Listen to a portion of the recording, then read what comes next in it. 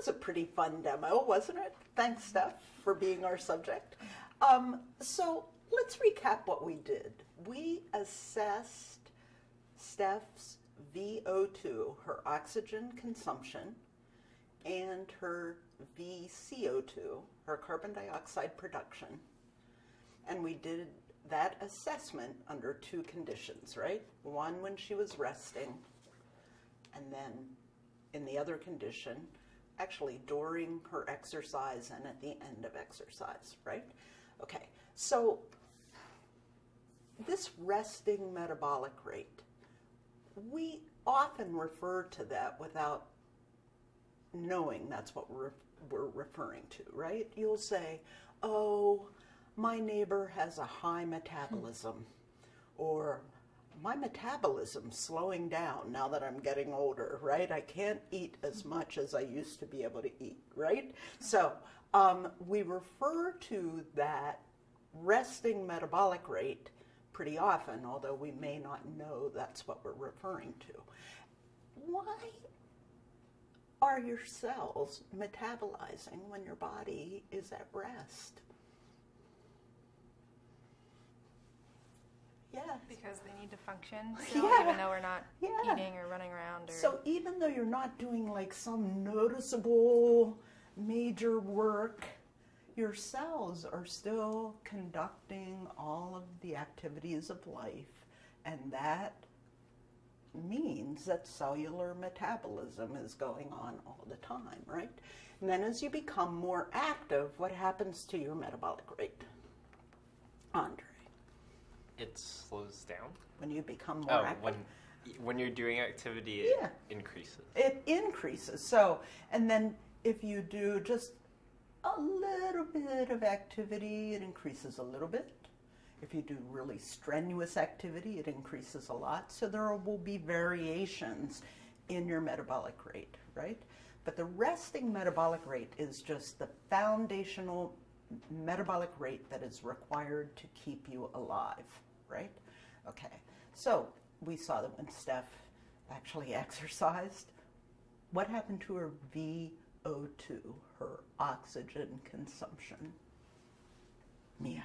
Steph consumed more oxygen. She did, so her VO2 went up. And why was she consuming more oxygen, Lindsay? She was more active, so... So what was happening to C6H12O6? It was being converted to ATP. Yeah. So she had to speed up her rate of ATP production, and we saw that then creating that increase in VO2. And what happened to VCO2, her carbon dioxide production? Andre? It also increased? It increased, and why is that? Because her metabolic rate increased, and that meant that she was producing more CO2 as a byproduct of that. Exactly. So when she broke down the C6H12O6 in cellular respiration, the end product, carbon dioxide and water, showed up, and that generated the ATP she needed to do the activity. After we finally left her stop doing the exercise, what happened?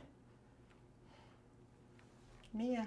We saw it come back down. Her VO2 and the VCO2 levels returned toward normal, right? Okay, great. Now, if we were not specifically assessing this, but did anybody notice what happened to Steph's respiration rate during her exercise session? Lindsay? It increased. It increased, right, exactly. Yeah, so she was breathing more frequently, trying to get gases exchanged in the lungs. We get to talk more about that when we get to the vital sign of respiration rate, and we'll have a lot to say about that then. If we had kept Steph exercising for 15 or 20 minutes or maybe even 30 minutes, do you think there would have been some change in body temperature? Would something have been going on? What do you expect might have happened, Lauren? She might have started sweating. Exactly. We didn't see much sweat when she was like exercising for us, but I think if we kept it going for a while, she would start to sweat, which would be an effort to maintain her normal body temperature, right?